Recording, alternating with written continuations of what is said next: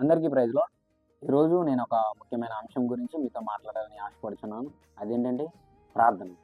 ప్రార్థన అనేది మన జీవితంలో చాలా ముఖ్యమైనది. ప్రతిరోజు మన జీవితాన్ని, డైలీ లైఫ్ని ప్రార్థనతో ప్రారంభించడం వల్ల మన జీవితాలు ఎంతో ఆశీర్వాదకరంగా ఉంటాయి. మన చేతి 5,000ని తీసుకున్నట్లయితే, ఈ 5,000ని అనుసరించి మనం ప్రార్థన చేసినట్లయితే, మొదటిది దేవుణ్ణి ఆరాధిస్తూ మనం ప్రార్థన చేయాలి. రెండవదిగా దేశం కొరకు, దేశంలో ఉన్న సేవకుల కొరకు, రాజకీయ నాయకుల కొరకు, మనకు రక్షణ కల్పిస్తున్న సైనికుల కొరకు, అందరి కొరకు మనం ప్రార్థన చేసేవారుగా ఉండాలి. మూడవదిగా మనం అనారోగ్యంతో బాధపడుతున్న వారి గురించి, హాస్పిటల్లో మనకి ఎంతోమంది తెలిసి ఎంతమంది అనారోగ్యంతో బాధపడుతున్నారు వారందరి గురించి ప్రార్థన చేయాలి.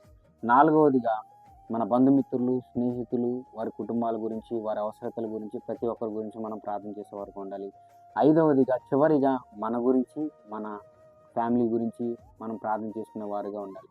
ఈ విధంగా ఈ 5 వేళ్ళను అనుసరించి మనం ప్రార్థన చేసుకున్నట్లయితే మనం ఎవరిని మర్చిపోకుండా ఒక ఆర్డర్ అనేది మనం ప్రేయర్ చేయడంలో బాగుంటుందని చెప్పేసి నేను తెలియజేస్తున్నాను. ఈ రీతిగా చేయడం వల్ల మనం ప్రార్థన చేసుకునే ఒక విధానాన్ని అలవర్చుకోవడానికి ఇది ఎంతగానో సహాయపడుతుందని చెప్పి ఈ వీడియో నేను చేస్తున్నాను. ఈ వీడియోలో ప్రార్థన ఎలా చేయాలనేది నేను తెలియజేశాను. నెక్స్ట్ వీడియోలో టైప్స్ ఆఫ్ ప్రేయర్స్, ప్రార్థనలో రకాలు అనేది నేను నెక్స్ట్ వీడియోలో నేను షేర్ చేస్తాను. ఈ వీడియో మీకు నచ్చినట్లయితే మీ ఫ్రెండ్స్కి షేర్ చేయండి, లైక్ చేయండి, అలాగే మన ఛానల్ని ఫాలో చేయండి. For more videos please follow.